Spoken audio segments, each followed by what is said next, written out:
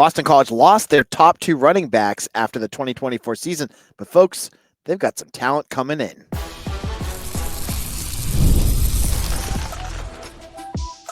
You are Locked On Boston College, your daily podcast on the Boston College Eagles. Part of the Locked On Podcast Network, your team every day. Hello, everyone, and welcome. This is Locked On Boston College, your team every day. I'm your host, AJ Black of Eagle Insider. Thank you all for joining us, and to our everydayers and our subscribers, I want to wish you all a happy Wednesday. Thank you for checking us out. On today's show, we're going to dive into the running backs. There's a lot to talk about. This is a jam-packed episode that is brought to you by FanDuel. Today's episode is brought to you by FanDuel. Right now, new FanDuel customers can get $150 in bonus bets if your first $5 bet wins. Now, running backs, we're going to look at a potential surprise, the biggest question mark, and reasons to get excited, maybe a little worried about this group. But let's kick it off. This is a spring preview. So before we get into all the intricacies of the running back room, it's important to note that Mekhi Dodd and Bo McCormick, they're two true freshman running backs that are coming in, both Massachusetts kids, are not coming until the summer. So they're not going to be part of our conversation. This is the group that's coming in this spring. So I think that's important that you know that those guys, they're going to probably, maybe one of them will play a role, but that will be part of our summer conversation when they actually get to campus. Now, Kai Robichaux and Treshaun Ward were your two leading rushers from last year. I think they rushed for over 1,100 yards combined. They had over 10 touchdowns. They were valuable. Treshaun, interestingly, his role shrunk as the season went on. He went with Thomas Castellanos. He had a pretty big role. It felt like, he was a pass catcher. He did a lot in the passing game. When Grayson James came in, it felt like his role changed a little bit. And that could have been injuries too. They were quiet about injuries, and we didn't see a whole lot of Treshaun Ward. But Kai Robichaux, that was your bowling ball. That was your every down back.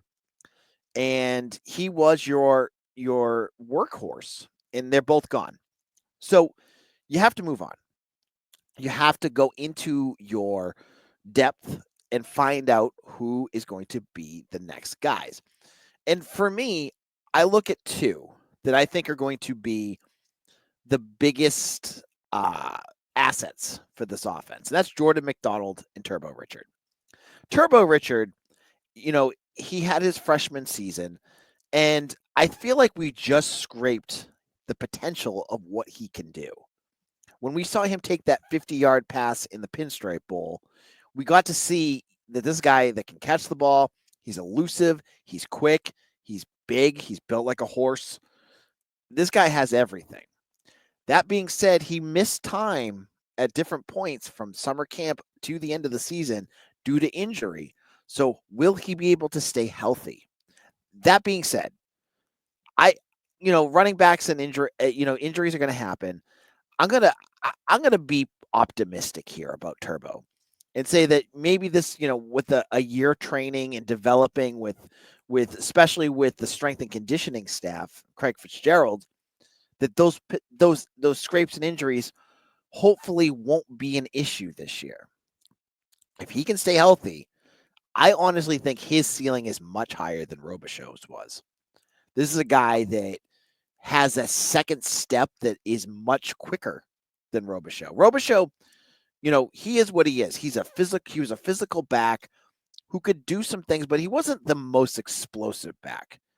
I think Turbo has that. I think Turbo, especially with him getting more into college shape, because remember, he only came last summer.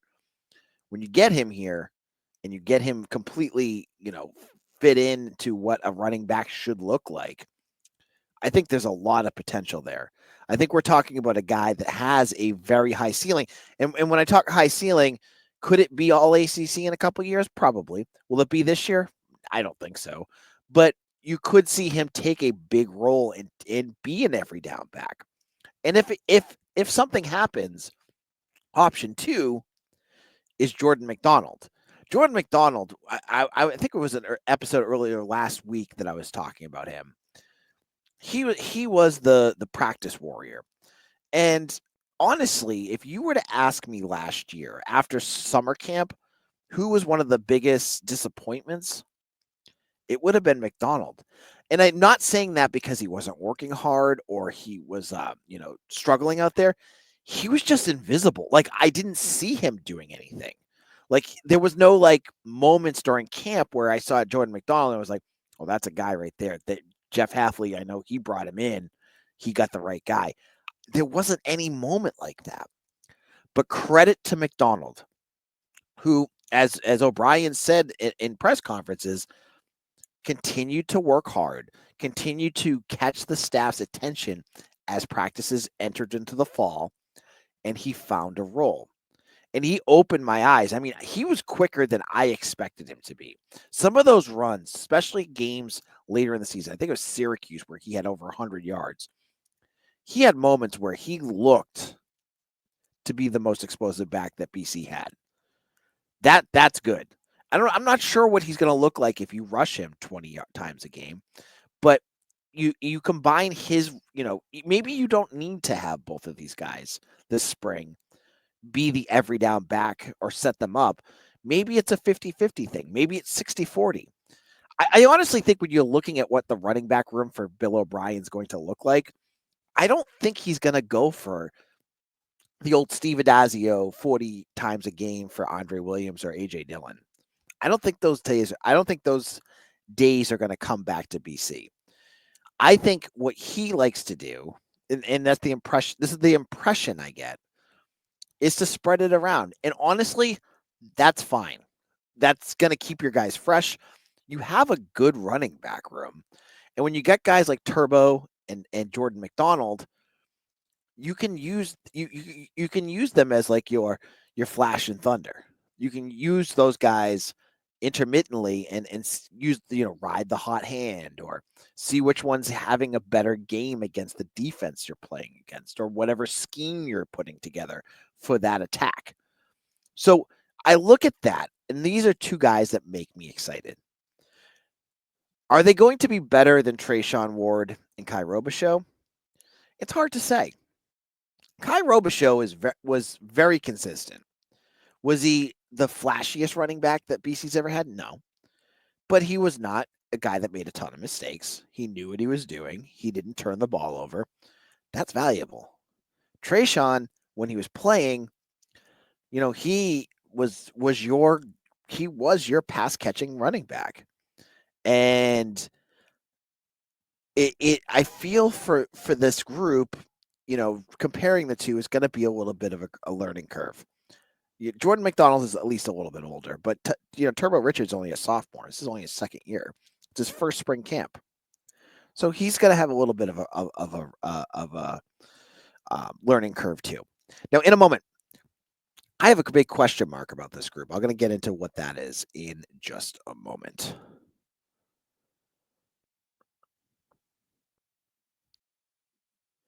When the game tips off, the NBA action is just getting started. And there's no better place to get in on that than FanDuel, America's #1 sports book. With FanDuel, you can place live bets throughout the game. So even if you miss the opening tip-off or want to bet on a fourth quarter comeback, you can stay in the action. And if you're looking for a bigger payout, you can even combine your live bets into a same-game parlay. I love using FanDuel's live betting features when it's makes every moment of the game exciting. When I'm backing my Celtics for a late-game rally or to put a team away and cover or picking Quentin Post from the Golden State Warriors to hit a clutch three, I never feel like I'm missing my chance. Plus, the app is easy to use, and when you win, you get paid instantly. Right now, new FanDuel customers can get $150 in bonus bets if your first $5 bet wins. Just visit FanDuel.com to join today. That's FanDuel.com for your shot at $150 in bonus bets. Make every moment more with FanDuel, the official sports betting partner of the NBA.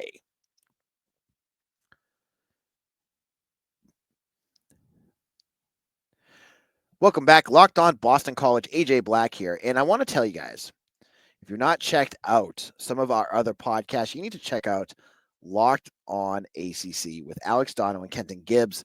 We talk everything about the Atlantic Coast Conference, and with things changing, with basketball going hot, you need to check them out on YouTube or wherever you get your podcasts. Now, we're getting into the running back room. Savon Huggins has put together a group I feel that's deeper than last year, that has more talent than last year, but still has questions. Like you can't just look at this group and say there is it's going to be an explosive group, that there's no issues, and this running back room is going to be incredible. There's still a lot of questions that you're wondering about when you look at what they have. And as I mentioned before, one of my biggest questions is, how is Turbo Richard going to be able to hold up given a full season and an increased workload? I mean, if you look at what he did, I mean, yeah, he had some big plays, but last year he only rushed the ball. Um, he only rushed the ball 55 times in 8 games. So, that's like 7 rushes a game. If you're asking him to do 15 to 20, that's a big jump for him. But my biggest question, my biggest question isn't about Turbo or Jordan McDonald. My biggest question is, I think, an X factor, but I'm not sure where he's going to be at, especially this spring. And that's Alex Broom. I mentioned Trayshawn Ward during the last segment as a pass catching running back who could do a lot of things for the offense. To me, Alex Broom could do that too. But my biggest question about Alex Broom is his health. He last year during spring practice hurt his knee and missed all of last year.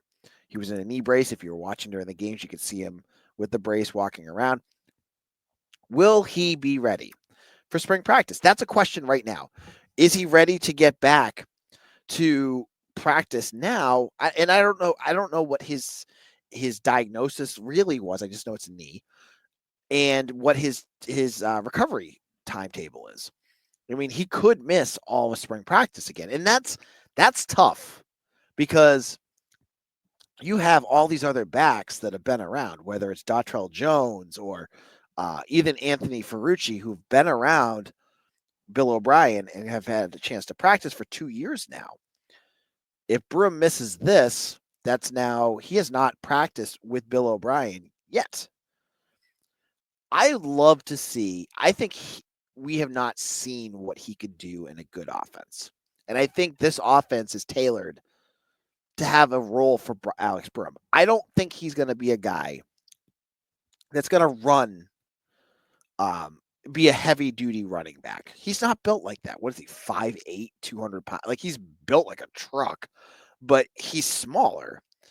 And I think he's got good hands. I think that role that Trayshawn had last year, to me, I don't think Jordan McDonald or Turbo could do that. I look at Alex Broom, I say that's your guy that can do it. Now, if he can't, if he's not ready yet, and maybe he'll be ready during the summer, maybe he's not. Again, it's health. I have no clue what is going on with Alex Broom, but there's going to be other guys that are going to have to step up. I look at what you have coming in as true freshmen as potentials there. So that's one of my biggest question marks. I'm going to give you a second question mark here. What is the role of Zeke Moore and Vaughn Pemberton? You brought in 2 transfer running backs. Neither of them are typical backs. So Zeke Moore, I've heard Bill O'Brien talking about it. This is the kid from FAU. He was a tight end, but it looks to me like there's a potential this year that they're going to add a fullback role to this offense.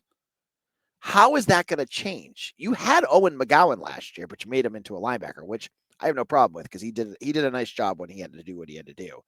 But with Zeke, you're going to probably, if you're going to use him, that changes some of the schematics of what you're doing because you're not doing a typical, 3 wide receiver offense. You're doing was it a 2-1 offense, 2 running backs, 1 tight end. You're changing things up. So that spot, I think, is going to be really interesting. We complained and complained and complained and complained. And I mean, you guys all complained about it. BC does not do under the center on short down runs. if BC decides to continue doing that, and I'm not sure what they do. I've said all along, you got a good big quarterback, do the tush push, but that's not for this discussion.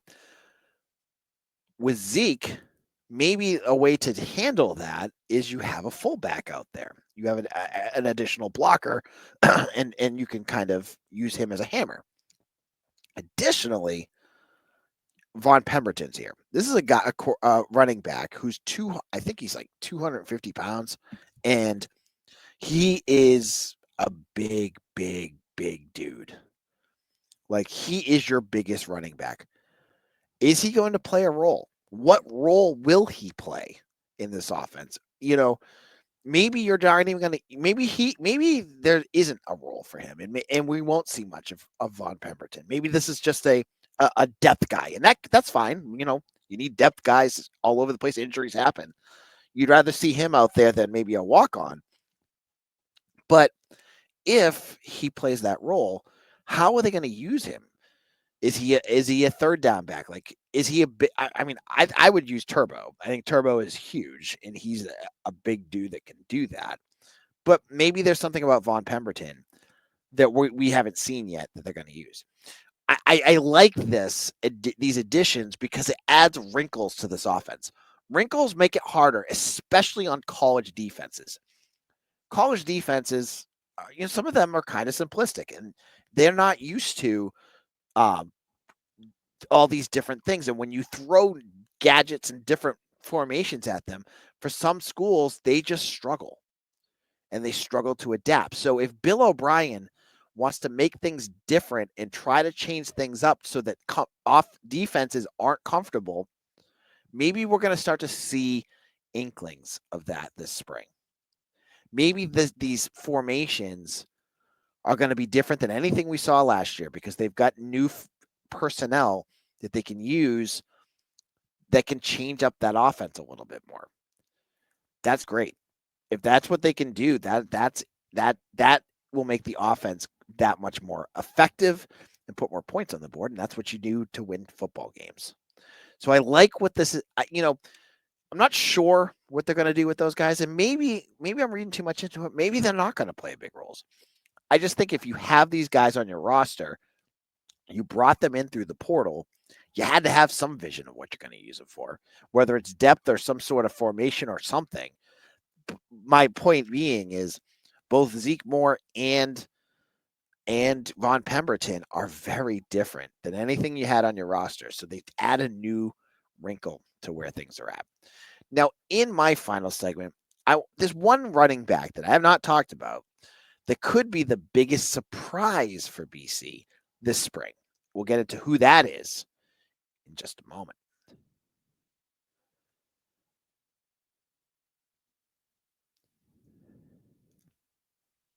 This is Locked On Boston College. I'm your host, AJ Black. Thank you all who have been listening to Locked On Boston College. And if you're one of my everydayers, I want to shout you out. You guys are my MVPs. I get great messages from each and every one of you every day about how you've liked listening to BC, Locked On BC. We're the only daily Boston College podcast. It's a labor of love, but I love talking about BC sports with each and every one of you. Now, we're looking at the running back room, and this is not just a depth chart talk. I'm going deep here, folks, with you guys.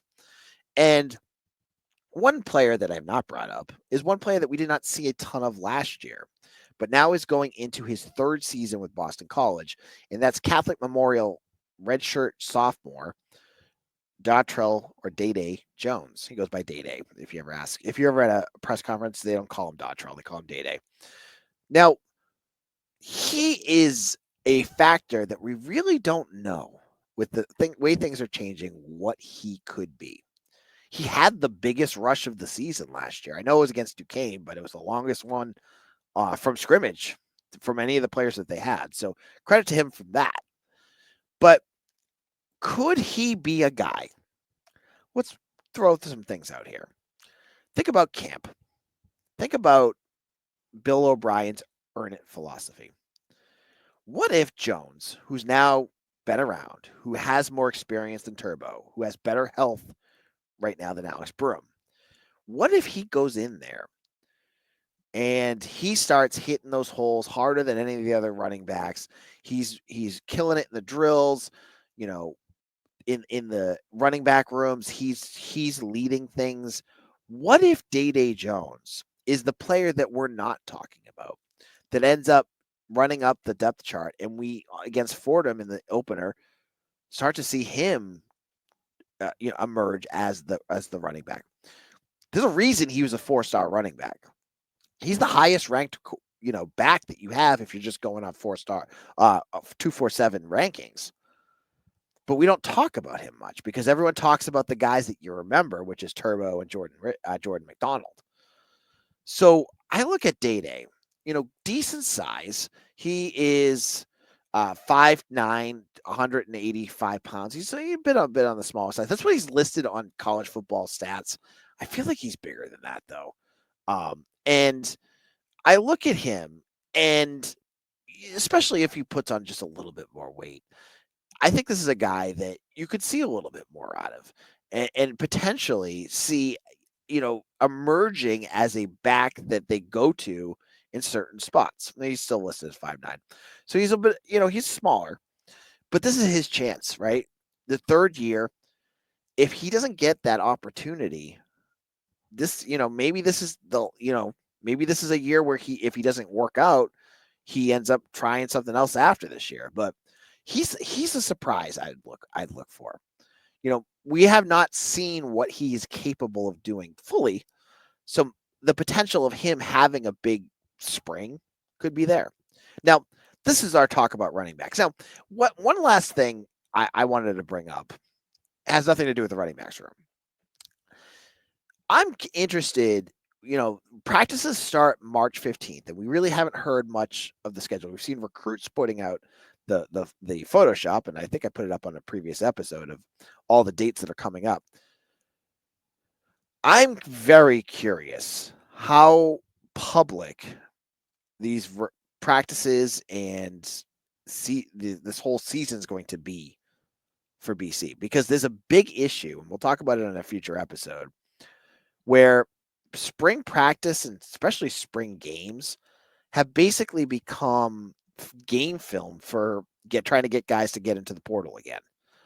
So I've seen a ton. Like we just saw Texas say no, NC State. There's a bunch of teams that are saying no to spring games because they don't want to lose their roster because, Lane Kiffin's watching ESPN and going, I want that guy. And Dion's going, yeah, I'm going to get a Gucci bag for that guy. Blah, blah, whatever the things that they're doing. I think it's worth talking about. And I'm not sure how open they're going to be because they're going to want to make sure everything stays in-house because this is their roster. And the way the portal has been working has been trashing, what coaches are expecting. I'm all for player movement, but the fact that I'm recording this on Tuesday night, and I read just before this that Oregon's losing one of their top offensive tackles right now, 2 weeks before practice starts, to the transfer portal, because another article I'm reading is that agents are calling all over the place still because there is no regulations on any of this. So I'm just saying, we don't know what's going on with the spring game. It was not on that chart that the Chris Snee's kid put out, but I wouldn't blame BC if they didn't have one. I really wouldn't. So, and honestly, I'm not sure how often they're going to make it to the media because maybe if I'm out there saying, Day Jones is having a great game and some coach reads that, then they're going to look at that. I don't know.